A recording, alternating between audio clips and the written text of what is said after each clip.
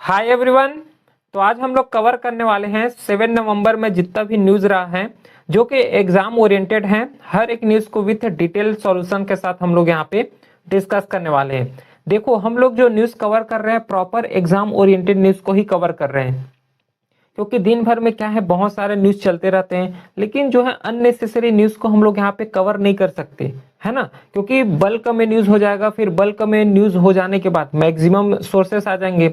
अब maximum sources आ जाएंगे तो जब एग्जाम आएगा तो एग्जाम में ठीक से क्या है रिवाइज नहीं कर पाओगे। तो फिर इतना जो न्यूज़ हम लोग कलेक्शन किए हैं, न्यूज़ को पूरा पढ़े हैं, तो उसका तो कोई मतलब ही नहीं हो पाएगा।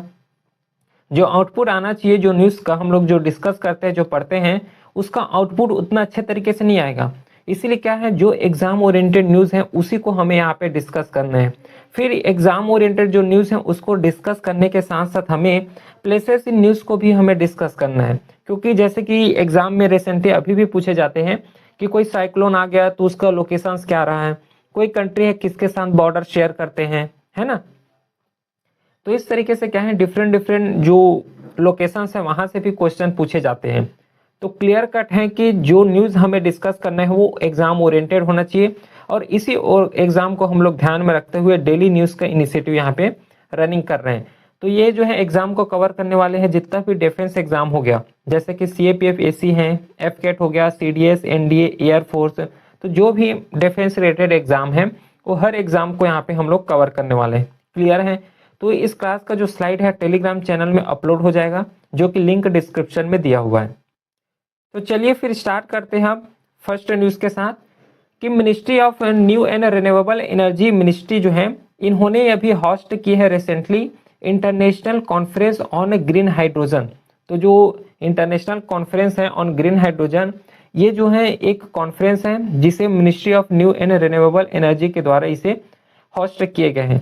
ये जो कॉन्फ्रेंस है इसे 11 से 12 नवंबर के बीच होस्ट किए गए थे भारत मंडपम न्यू दिल्ली में। तो लोकेशंस यहाँ पे याद रखना। बाकी जो Indian national green hydrogen mission है इसको हम लोग डिस्कस करते हैं, क्योंकि इसी के थ्रू जो है इस कॉन्फ्रेंस को यहाँ पे जो है इंडिया के द्वारा होस्ट किए गए थे बाय द मिनिस्ट्री। इसे जो जो इंडिया का नेशनल ग्रीन हाइड्रोजन मिशन है, इसे 4 जनवरी 2023 को लॉन्च किए गए थे गवर्नमेंट ऑफ इंडिया के द्वारा। और इसका जो नोडल मिनिस्ट्री है जिसके द्वारा जो नेशनल ग्रीन हाइड्रोजन मिशन है इसको इम्प्लीमेंट किए जाएंगे, वो है ministry of new and renewable energy, जिसे 19,000 अप्रॉक्सीमेटली जो है इसका करोड़ से आउटले किया गया है। और इसका ऑब्जेक्टिव वही है कि जितना भी ग्रीन हाइड्रोजन के रेस्पेक्ट में जितना भी एक्सपोर्ट हो रहा है उस एक्सपोर्ट को यहाँ पे इंक्रीज करना, उसी के साथ जो इंडिया को यहाँ पे global hub banana for green hydrogen production, और उसका यूज करने के लिए भी पूरा जो है इंडिया को यहाँ पे एक ग्लोबल हब बनाना है। तो यहाँ पे वही चीज लिखा हुआ है इसका ऑब्जेक्टिव में, to make India as a global hub for the production भी होना चाहिए, उसी के साथ इसका यूज भी होना चाहिए, and export of the green hydrogen and it's derivative. अब एक्सपोर्ट करोगे तो उससे इनकम आएगा तो जो है इंडिया का GDP में भी हमें जो है ग्रोथ देखने को मिलेगा इजिली। तो इस तरीके से जो है Indian national green hydrogen mission का ऑब्जेक्टिव है जिसके थ्रू इसे लॉन्च किए गए हैं। फिर कुछ टारगेटेड एरिया डिस्कस कर लेते हैं, क्योंकि जो है ये इंपॉर्टेंट होता है, यहाँ से भी क्वेश्चन पूछे जाते हैं। पूरा जितना स्लाइड है ये एग्जाम ओरिएंटेड ही बेस्ड है, क्योंकि खुद पढ़ोगे तो ऑटोमेटिकली समझ आ जाएगा।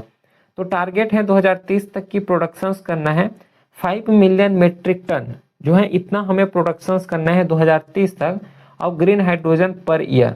तो जो 5 मिलियन मेट्रिक टन है हर साल हमें जो है इतना अभी जो है प्रोड्यूस करना है। फिर 125 जो GW है गीगावाट है ऑफ रिन्यूएबल एनर्जी कैपेसिटी, इतना हमें यहाँ पे एडिशंस भी करना है। तो फिर इसका कुछ एक्सपेक्टेड बेनिफिट के बारे में डिस्कस करोगे तो इजीली हम लोग यहाँ पे गेस कर सकते हैं, क्योंकि यहाँ पे ग्रीन हाइड्रोजन का बात हो रहा है तो जितना भी फॉसिल फ्यूल है जैसे कि डीजल हो गया, पेट्रोल हो गया, है ना, जो फॉसिल फ्यूल है उसमें जो इंडिया का डिपेंडेंस एट प्रेजेंट बहुत ज़्यादा देखने को मिलता है। कोल सेक्टर जो हो गया वहाँ पे मोस्टली जो है एनर्जी जो प्रोड्यूस होता है इंडिया में वो कोल सेक्टर से होता है, लेकिन इन सब चीज़ में यहाँ पे हमें रिड्यूस देखने को मिलेगा ड्यू टू दिस इम्प्लीमेंटेशन, इस जो मिशन है इसके इम्प्लीमेंटेशन से। फिर डीकार्बनाइजेशन देखने को मिलेगा, जैसे इंडस्ट्रियल सेक्टर में जितना भी कार्बन हो रहा है carbon dioxide different different gases release हो रहे हैं जिसके थ्रू ग्लोबल वार्मिंग बढ़ रहे हैं, है ना। तो ये सब चीज में हमें रिड्यूस देखने को मिलेगा, डिकार्बनाइजेशन होगा इंडस्ट्रियल सेक्टर में, ट्रांसपोर्ट सेक्टर में, एनर्जी सेक्टर में, हर एक सेक्टर में जहाँ पे कार्बन डाइऑक्साइड का ओरिजिनेट या फिर डिफरेंट डिफरेंट जो गैसेस हैं उसका ओरिजिनेट हो रहा है, वहाँ पे पूरा रिडक्शन हमें देखने को मिलेगा ड्यू टू नेशनल जो ग्रीन हाइड्रोजन मिशंस के थ्रू। फिर एनुअल रिडक्शन जो कि 50 MMT कार्बन डाइऑक्साइड का जो इमिशन होता है उसका एनुअल रिडक्शंस भी हमें देखने को मिलेगा इसी के थ्रू, इसी के जो स्कीम है इसके थ्रू, ठीक है। तो ये तो रहा पूरा फर्स्ट न्यूज, पूरा डिटेल के साथ कवर किए हैं, जहां से क्वेश्चन बन सकते हैं उसको पूरा। फिर नेक्स्ट न्यूज है कि इंडिया का first silicon carbide semiconductor plant यहाँ पे ओडिशा में इस्टेब्लिश किए गए हैं। और सेमीकंडक्टर के बारे में सबको ही पता है, जो कि यहाँ पे डिफरेंट डिफरेंट इलेक्ट्रॉनिक प्रोडक्ट हो गया, जैसे कि लैपटॉप हो गया, मोबाइल्स हो गया, है ना। तो इस सब चीज में जो है एज ए चिप के थ्रू यहाँ पे यूज किए जाते हैं सेमीकंडक्टर को। तो इंडिया का जो है first silicon carbide semiconductor plant जो है उड़ीसा में इस्टेब्लिश किए गए हैं, जो कि यहाँ पे वाइड जो कि बैंड गैप सेमीकंडक्टर एक टाइप है इसका।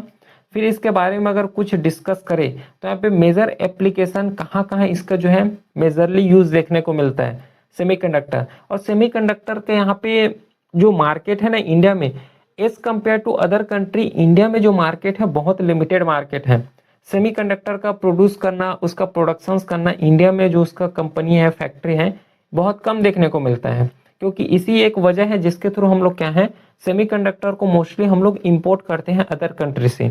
तो मेजर एप्लीकेशन जहाँ पे सेमीकंडक्टर का यूज किए जाते हैं, जैसे कि पावर इलेक्ट्रॉनिक्स हो गया, है ना, इन्वर्टर कन्वर्टर हो गया, फिर चार्जेस हो गया, पावर बैंक्स हो गया, इन सब चीज में हमें सेमीकंडक्टर के यूज होते हुए दिखाई देंगे। इलेक्ट्रिक व्हीकल हो गया, फिर रिन्यूएबल एनर्जी हो गया सिस्टम, जैसे कि सोलर पावर हो गया, जो पैनल आता है सोलर पैनल, फिर विंड हो गया, है ना। विंड मतलब हवा वाला विंड नहीं, जो विंड जो टरबाइन होते हैं ना उसका यूज कर रहे हैं यहाँ पे, उसी का रेफरेंस है। इंडस्ट्रियल मोटर ड्राइव हो गया, एरोस्पेस, फिर डिफेंस इलेक्ट्रॉनिक्स हो गया। ये जो है मेजर एप्लीकेशन है जहाँ पे हमें मोस्टली सेमीकंडक्टर का यूज होते हुए दिखाई देंगे। फिर कुछ इसका एडवांटेजेस देख लो, क्योंकि इतना ज़्यादा इसका एप्लीकेशन है तो एडवांटेजेस भी होगा, क्योंकि इसका जो इफिशियंसी का लेवल होता है ना as compared to other electronic, जो सिलिकॉन है या फिर जो सेमीकंडक्टर है, इसका जो एडवांटेजेस बहुत ज़्यादा है। इसका एनर्जी एफिशिएंसी बहुत ज़्यादा देखने को मिलता है। ये जो पावर कंजप्शन बहुत कम करते हैं, इसीलिए तो पावर बैंक्स हो गया, फिर जितना भी पावर जनरेटर हो गया, इलेक्ट्रॉनिक्स हो गया, वहाँ पे इसका यूज़ देखने को मिलता है। क्यों देखने को मिलता है? क्योंकि जो पावर लॉस है ना इसमें बहुत कम होता है सिलिकॉन में। जैसे कि ऑपरेटिंग एट हाई टेम्परेचर में भी ऑपरेट कर सकते हैं। मोस्टली जो है इलेक्ट्रॉनिक को देखोगे तो हाई टेम्परेचर में क्या है, कहीं बर्न हो जाते हैं, कहीं हाई टेम्परेचर हुआ तो ऑफ हो जाते हैं ऑटोमेटिकली। तो ये सब चीज़ भी जो है ऑपरेट कर लेते हैं, है ना, कॉपरेट कर लेते हैं सिलिकॉन। फिर फास्टर स्विचिंग स्पीड होता है, small and lighting component, lighter component, improve thermal management को, ये सब चीज़ को जो है इम्प्रूव करने का काम करते हैं सिलिकॉन। क्लियर है? तो ये तो मेजर इसका एडवांटेजेस रहा है।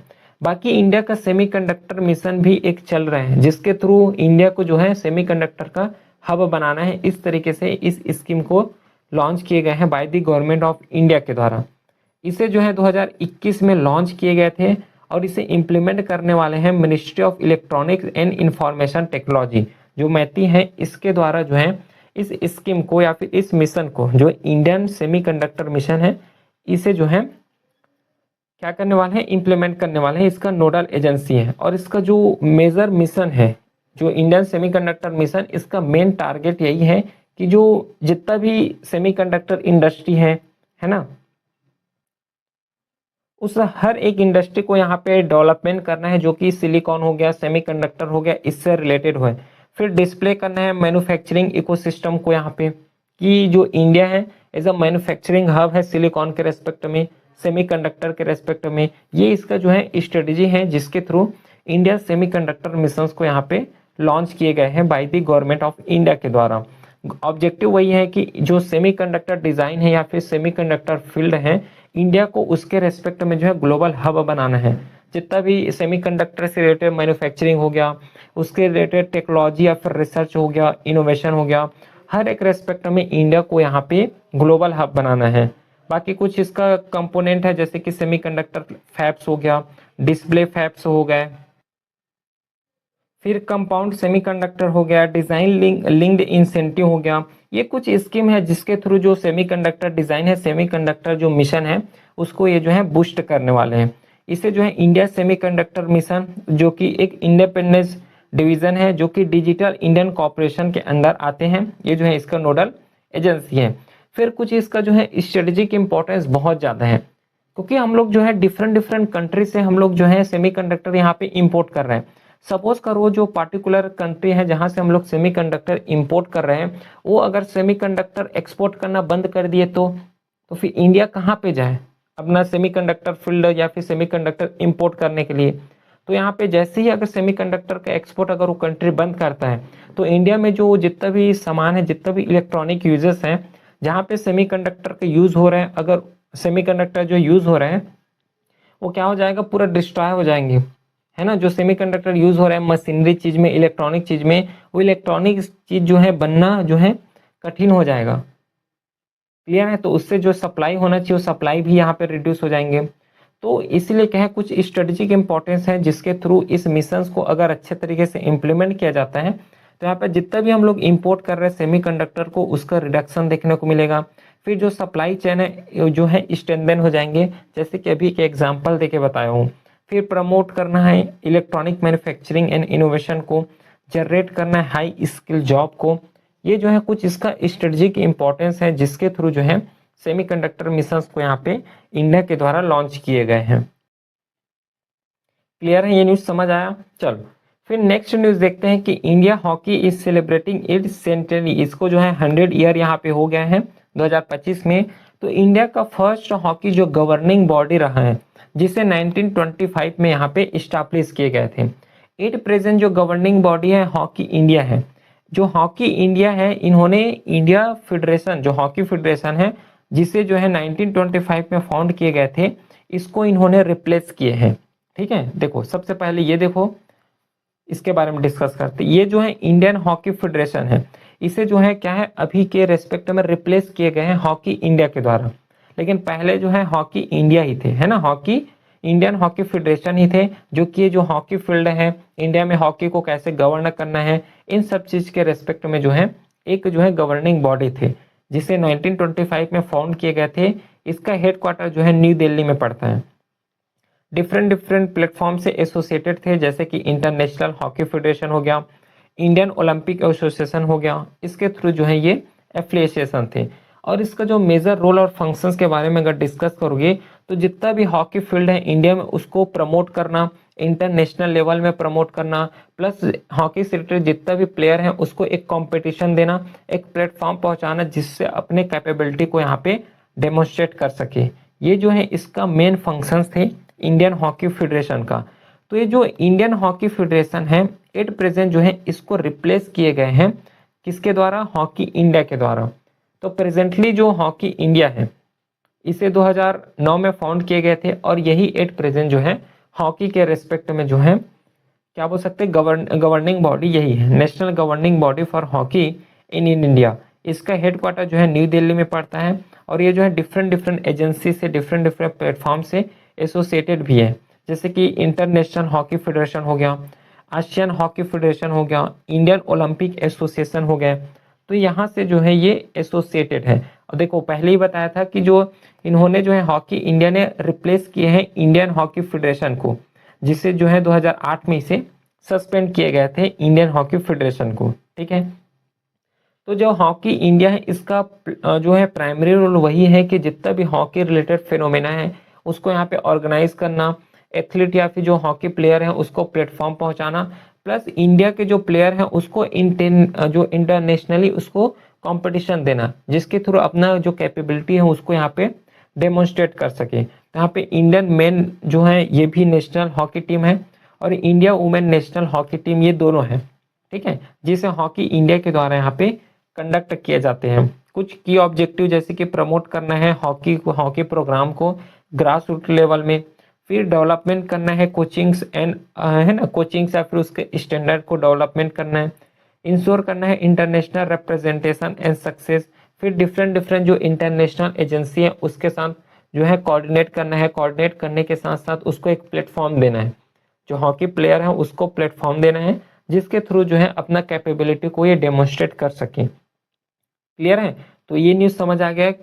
जो इंडिया का हॉकी है इन्होंने अपना 100 ईयर यहाँ पे सेलिब्रेट किए हैं, तो ये जो है मोस्ट इंपॉर्टेंट यहाँ पे हो सकता है। ठीक है, ये न्यूज़ से क्वेश्चन बनने का चांस ज़्यादा है, तो अच्छे से इसको प्रिपेयर करके रहना है। ठीक है, चलो फिर नेक्स्ट न्यूज़ कवर करते हैं, जो कि फूड एंड एग्रीकल्चर ऑर्गेनाइजेशंस, ये यूएन का एक ऑर्गेनाइजेशंस है, इंटरनेशनल ऑर्गेनाइजेशंस है। इन्होंने एक रिपोर्ट इशू किए हैं, state of food and agriculture 2025 इसका जो रिपोर्ट है नाम है, इसे एफएओ के द्वारा इशू किए हैं।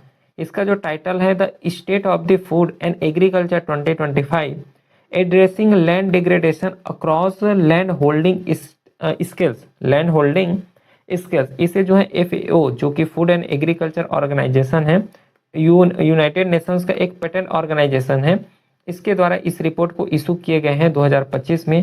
और इसका जो फोकस एरिया रहा है ना, या फिर इसका थीम बोल सकते हो कि किस तरीके से जो ह्यूमन इंड्यूस लैंड डिग्रेडेशन है, मतलब ह्यूमन के द्वारा, इंसान के द्वारा जिस तरीके से फॉरेस्ट को हम लोग जो है पूरा क्लीन कर रहे हैं, जिस तरीके से लैंड को पूरा डिग्रेड कर रहे हैं, तो उससे क्या जो है एग्रीकल्चर जो प्रोडक्टिविटी है उसमें कैसा इफेक्ट आएगा। जो क्रॉप इल्ड है, जो क्रॉप जिससे पहले ज़्यादा अनाज होते थे वो पूरा अनाज का लेवल कम हो गया है, फूड सिक्योरिटी कैसा हो सकता है, ये जो है मेजर इसका फोकस एरिया रहा है, जो कि state of food and agriculture report में यहाँ पे पब्लिश किए हैं। ये फोकस एरिया सिंपल सा है कि जिस तरीके से ह्यूमन के द्वारा डिग्रेडेशन किए जा रहे हैं, है ना, फॉरेस्ट को क्लीन किए जा रहे हैं, तो उसका जो पूरा इम्पेक्ट एग्रीकल्चर के प्रोडक्टिविटी में कैसा होने वाले हैं, इसके रेस्पेक्ट में जो है ये रिपोर्ट को यहाँ पे इशू किए गए हैं। क्या क्या फाइंडिंग किए गए हैं इस रिपोर्ट में, इसको एक बार जस्ट हमें रीड करना है। तो देखो क्या क्या यहाँ पे फाइंडिंग है, तो इसमें बोले गए हैं इस रिपोर्ट में कि अप टू 1.7 बिलियन यहाँ पे पूरा जो क्रॉप यील्ड का लॉसेस हमें देखने को मिला है, मतलब 10% लॉसेस है लैंड डिग्रेडेशन की वजह से। पूरा ग्लोबली अगर डिस्कस करोगे तो लैंड डिग्रेडेशन का यहाँ पे 10% लॉस हो चुका है ड्यू टू लैंड डिग्रेडेशन, इस रिपोर्ट में बताया है। फिर इस रिपोर्ट में इम्फेसिस किए गए हैं कि जो फार्म साइज है वो पूरा स्मॉल हो रहा है, जो लैंड होल्डिंग स्टेट है ना, स्केल है, जितना लैंड होल्डिंग कैपेबिलिटी है वो पूरा लैंड होल्डिंग यहाँ पे पूरा स्मॉल हो रहा है, रिड्यूस हो रहा है ड्यू टू लैंड डिग्रेडेशन। उसके साथ जो क्रॉप यील्ड है, जैसे कि कोई एग्रीकल्चर प्रैक्टिस किए तो उसमें से जो क्रॉप का यील्ड है, क्रॉप जो उसका अनाज है, जितना आना चाहिए उतना आ भी नहीं रहे हैं, इस रिपोर्ट में ये सब चीज़ बताएं। फिर कुछ पॉलिसी या फिर रेगुलेशंस के रेस्पेक्ट में बताएं। तो ये जो है की फाइंडिंग है जिसके थ्रू जो है एफएओ के द्वारा इसे रिलीज किए गए हैं। फूड एंड ऑर्गेनाइजेशन जो कि यूनाइटेड नेशंस का एक स्पेशलाइज्ड एजेंसी है, ठीक है, यूनाइटेड नेशन एक मेन एजेंसी है। अब इसके अंडर भी डिफरेंट डिफरेंट ऑर्गेनाइजेशन है जो कि डिफरेंट डिफरेंट फील्ड में काम करते हैं। क्लियर है? तो इसी के रेस्पेक्ट में क्या है, फूड एंड एग्रीकल्चर ऑर्गेनाइजेशन है जो कि फूड या फिर एग्रीकल्चर से रिलेटेड जितना भी फिनोमेना है ग्लोबल लेवल में उसको हैंडल करते हैं। इसे जो है 16 अक्टूबर 1945 में फाउंड किए गए थे एफएओ को, जो इसका हेडक्वार्टर इटली में देखने को मिलता है। और इसका मोटो है फिएंट पेनिस, जो कि एक लैटिन वर्ड है, इसका मीनिंग होता है लेट देयर बी ब्रीड। ये जो है इसका मोटो है फूड एंड एग्रीकल्चर ऑर्गेनाइजेशंस का। बाकी कुछ इसका मेजर ऑब्जेक्टिव जैसे कि हंगर हो गया, इसको एलिमिनेट करना है, फूड इनसिक्योरिटी को यहाँ पे एलिमिनेट करना है, और जितना भी मल न्यूट्रिशन हो रहा है, पब्लिक जो है या फिर पीपल जो है मल न्यूट्रिशन का शिकार हो रहा है, उसको यहाँ पे एलिमिनेट करना है। ये इसका जो है मेन ऑब्जेक्टिव है। बाकी अदर फील्ड जैसे कि एग्रीकल्चर हो गया, फॉरेस्ट्री हो गया, फिशरी हो गया, इसमें जो प्रोडक्टिविटी है वो प्रोडक्टिविटी को यहाँ पे मोर करना है, मतलब ज़्यादा से ज़्यादा प्रोडक्टिविटी लाना है विथ सस्टेनेबल वे। ठीक है, सस्टेनेबल का मतलब होता है कि जैसे कि कोई लैंड है उसमें हम लोग अभी तो एग्रीकल्चर करेंगे, है ना, एग्रीकल्चर प्रैक्टिस करेंगे, लेकिन ऐसा एग्रीकल्चर प्रैक्टिस करेंगे कि इन फ्यूचर, है ना, इन फ्यूचर भी जो पब्लिक आएंगे जो एग्रीकल्चर प्रैक्टिस करेंगे वो भी वहाँ पे एग्रीकल्चर प्रैक्टिस कर सके। इसको हम लोग सस्टेनेबल वे बोलते हैं। मतलब अभी हम लोग कोई चीज़ को यूज़ कर रहे हैं तो फ्यूचर जनरेशन भी उस चीज़ को यहाँ पे यूज़ कर सके, इसको हम लोग सस्टेनेबल वे बोलते हैं। ठीक है, फिर अदर ऑब्जेक्टिव जैसे कि रिड्यूस करना है, पॉवर्टी को रिड्यूस करने का काम कर रहे हैं एफएओ के द्वारा, इनेबल करना है inclusive and efficient agriculture and food system, increase करना है disaster resilient and climate change, कि जिस तरीके से क्लाइमेट चेंज हो रहा है उस तरीके से एग्रीकल्चर को एडॉप्ट कर लो, उस तरीके से जो है पूरा एग्रीकल्चर प्रैक्टिस है उस पैटर्न को चेंज करो। तो ये जो है कुछ इसका मेन ऑब्जेक्टिव है जिसके थ्रू जो FAO है ना, डिफरेंट डिफरेंट इसके द्वारा जो है रिपोर्ट पब्लिश किए जाते हैं। कुछ इसका फंक्शन है जैसे कि डाटा जो है प्रोवाइड करना, रिसर्च प्रोवाइड करना, पॉलिसी गाइडेंस करना, जिससे ग्लोबल फूड एंड एग्रीकल्चर में इंस्टेबिलिटी आ रहा है उसको यहाँ पे मिनिमाइज किया जा सके, रिड्यूस किया जा सके। फिर जितना भी डिफीट करना है हंगर को, है ना, हंगर जो हो रहे हैं, हंगर से जो है डेथ जा रहे हैं, जाने जा रहे हैं, उसको यहाँ पे पूरा रिड्यूस करना है इंटरनेशनल लेवल में, ठीक है, क्योंकि ये जो FAO है ये इंटरनेशनल ऑर्गेनाइजेशंस है, क्लियर है। बाकी जो फूड क्राइसिस हो रहे हैं उसको रिड्यूस करना, सस्टेनेबल मैनेजमेंट करना है नेचुरल रिसोर्सेज को, क्योंकि अधिकतर कंट्री का हाल वही है कि रिसोर्सेज आए तो डायरेक्टली क्या है एक्सप्लॉइट करना स्टार्ट कर देते हैं। तो इसको भी यहाँ पे एज ए सस्टेनेबल वे में होना चाहिए। इस तरीके से मेजर फंक्शंस है FAO का। बाकी जो FAO है इसके द्वारा भी कई डिफरेंट डिफरेंट जो है रिपोर्ट यहाँ पे इशू किए जाते हैं, जैसे कि the state of food security and nutrition in the world, ये एक रिपोर्ट है। फिर the state of the food and agriculture report हो गया, the state of the world forest report हो गया, the state of the world fishery and aquaculture report हो गया, plus the state of agriculture commodity market report हो गया। तो इस तरीके से जो है FAO के द्वारा डिफरेंट डिफरेंट यहाँ पे रिपोर्ट भी इशू किए जाते हैं। बाकी इसके द्वारा जो ग्लोबल इनिशिएटिव यहाँ पे रनिंग है, जैसे कि हैंड इन हैंड इनिशिएटिव हो गया, one country one priority product हो गया, ग्लोबल सॉइल पार्टनरशिप हो गया, फिर FAO स्ट्रेटेजिक फ्रेमवर्क हो गया। तो इस तरीके से ग्लोबल इनिशिएटिव भी इसके द्वारा रनिंग किए गए हैं। फिर जो है नेक्स्ट न्यूज़ जो कि यहाँ पे फेस्टिवल से रिलेटेड है, बोयता बंधना फेस्टिवल, जो कि हर साल ओडिशा में सेलिब्रेट किए जाते हैं। जो कार्तिक पूर्णिमा है, फुल मून डे है ना, हिंदू मंथ में, तो वहाँ पे जो है हर साल ओडिशा में बोयता बंधना फेस्टिवल जो है सेलिब्रेट किए जाते हैं। बोयता का यहाँ पे मतलब होता है बोट, ठीक है, और बंधना का मतलब होता है यहाँ पे वार्शिप, मतलब वार्शिप ऑफ बोट, बोट का यहाँ पे वार्शिप करते हैं, और इसी के थ्रू जो है बोयता बंधना जो फेस्टिवल है इसको यहाँ पे सेलिब्रेट किए जाते हैं। तो जितना भी मैरीटाइम सेक्टर है, क्योंकि बोट जो है बोट का वार्शिप कर रहे हो, बोट का यूज कहाँ किए जाते हो, मैरीटाइम में, और उड़ीसा का जो पूरा बॉर्डर शेयर करते हैं ये ओशन के साथ बॉर्डर शेयर करते हैं। तो बॉर्डर एरिया में जितना भी मैरीटाइम सेक्टर है या फिर जो बोट एक्टिविटी में इन्वॉल्व है वो लोग जो है इस जो फेस्टिवल है उसको सेलिब्रेट करते हैं। यहाँ पे वही चीज लिखा है कि commemorate the ancient maritime glory of Orissa when trader, जिसे हम लोग सदहाज बोल रहे हैं या फिर सदहबाज बोल रहे हैं, seller to southern east country, southern east country में जहाँ पे उन्होंने अपना कल्चरल एक्सचेंज कर रहे हैं, ट्रेड एक्सचेंज कर रहे हैं, जो उड़ीसा के जो बोट सेक्टर है वो लोग। तो ये जो है इसका पर्पस है, इसी के थ्रू जो है इस बोयता बंधना फेस्टिवल है इसे सेलिब्रेट करते हैं, ठीक है। फिर देखो अब प्लेसेस इन न्यूज को डिस्कस कर लेते हैं। जैसे कि यहाँ पे टाइफून कलमागी है ना, typhoon actually different different country में डिफरेंट डिफरेंट नेम से जाने जाते हैं, लेकिन जो इंडिया में जैसे हम लोग साइक्लोन नाम से जानते हैं, सेम जो है अलग अलग कंट्री में जैसे कि पैसिफिक रीजन हो गया वहाँ पे इसे टाइफून के नाम से जाने जाते हैं। तो टाइफून कलमागी जो कि न्यूज में रहा है, ये जो है वेस्टर्न जो पैसिफिक एरिया है वहाँ पे इसका जो है फॉर्मेशन हमें देखने को मिला है। बाकी इसका इंटरनेशनल नेम जो है कलमागी है, और फिलीपींस का लोकल नेम जो है हम लोग तीनों कंसिडर करते हैं। बाकी अफेक्टेड एरिया में जैसे कि फिलीपींस हो गया, यहाँ पे हमें जो है लैंड मासेस, लैंड स्लाइड हो गया, स्टॉर्म सर्ग हो गया, हैवी फ्लडिंग, ये सब चीज़ देखने को मिलेगा। वियतनाम हो गया, ये भी जो है अफेक्टेड एरिया रहा है, यहाँ पे सेम जो है फ्लडिंग का सीन देखने को मिलेगा। उसी के साथ जो है लैंड स्लाइड हो गया, स्टॉर्म सर्ग हो गया, ये भी हमें देखने को मिलेगा। बाकी इनडायरेक्टली इन्फ्लुएंस तो करेंगे ही करेंगे, जैसे कि इनडायरेक्ट इन्फ्लुएंस में रैन का हो गया है ना, बारिश हो सकते हैं, फिर सीज हो गया, तो जो बारिश होंगे वो भी इंटेंसिव होने वाले हैं। तो इस तरीके से जो है फिलीपींस हो गया, वियतनाम हो गया, यहाँ पे मेजरली जो है इसका अफेक्शन या फिर अफेक्टेड देखने को मिल सकता है। बाकी देखो इसका लोकेशन अगर देखोगे तो यहाँ से ओरिजिनेट हुआ है वेस्टर्न पैसिफिक से, और वेस्टर्न पैसिफिक से जो जितना भी पास के कंट्री हैं, जैसे कि यहाँ पे फिलीपींस हो गया है ना, फिलीपींस यहाँ पे है, कंबोडिया है, यहाँ पे जो है हमें इसका जो अफेक्टेड है वो देखने को इजिली मिलने वाले हैं। फिर अदर कंट्री हो गए जैसे कि थाईलैंड है, लॉस है, यहाँ पे भी थोड़ा इसका इन्फ्लुएंस हमें देखने को मिलेगा। क्लियर है? तो टाइफून कलमागी, चलो तो आगे इसके बारे में कुछ डिस्कस करते हैं। देखो अब यहाँ पे फ्लडिंग होगा तो यहाँ पे फैटलिटीज होगा देखने को मिलेगा, उसी के साथ डिस्प्लेसमेंट है, ये जैसे कि यहाँ पे प्रोजेक्ट किए हैं एटलीस्ट 114 पीपल यहाँ पे किल्ड हुए हैं फिलीपींस पे। फिर डिस्प्लेसमेंट, इवेक्यूएशन हो गया, डैमेजेस हो गया, इम्पैक्ट हो गया। ये जो है कॉमनली फ्लडिंग के सिचुएशन में या फिर साइक्लोन आ रहा है तो वहाँ पे मेजोरिटी हमें देखने को ये सब चीज़ मिलते हैं। तो ये तो रहा पूरा 7 नवंबर में जितना भी न्यूज़ रहे हैं जो कि प्रॉपरली जो है एग्जाम ओरिएंटेड रहे हैं, हर एक न्यूज़ को हम लोगों ने यहाँ पे कवर किया है।